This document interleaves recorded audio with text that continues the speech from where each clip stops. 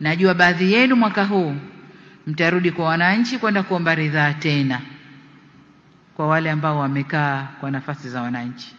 Lakini najua pia kuna madedi wangu, wakuu wa wilaya, sijui wa nani, ambao wana hamu sana ya kurudi kwa wananchi.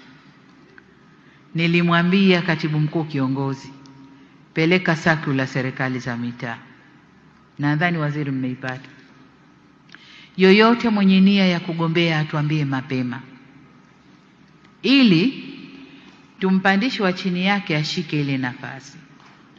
Hatutaki pale tayari fomu zinatoka, watu wote wanakimbia kwenda kuchukua fomu, na mnatuacha serikali za mitaa hazina viongozi, hazina wasimamizi. Mnabakia kujaza watu ambao hawana experience. Lakini tukijua mapema, tutatayarisha watu wa kujaza hizo nafasi, kuwapa miongozo, kuwafanyia mafunzo ili wawe tayari kukabiliana na uchaguzi.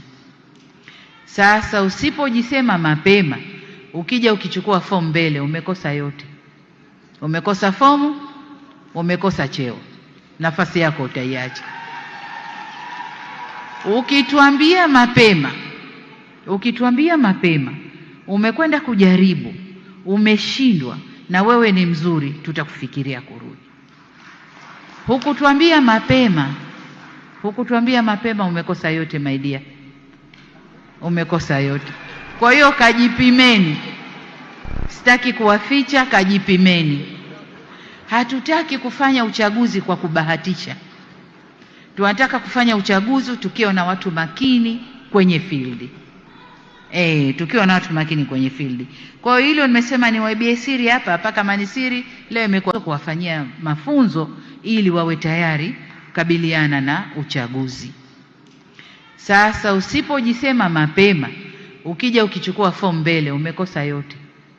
Umekosa fomu, umekosa cheo, nafasi yako utaiacha. Ukituambia mapema, umekwenda kujaribu, umeshindwa, na wewe ni mzuri, tutakufikiria kurudi. Hukutuambia mapema, umekosa yote my dear. Umekosa yote. Kwa hiyo kajipimeni. Sitaki kuwaficha, kajipimeni. Hatutaki kufanya uchaguzi kwa kubahatisha. Tunataka kufanya uchaguzi tukiwa na watu makini kwenye field. Tukiwa na watu makini kwenye field. Kwa hiyo hilo nimesema ni waibie siri hapa kama ni siri, leo imekuwa dhahiri jamani, ni hiyo.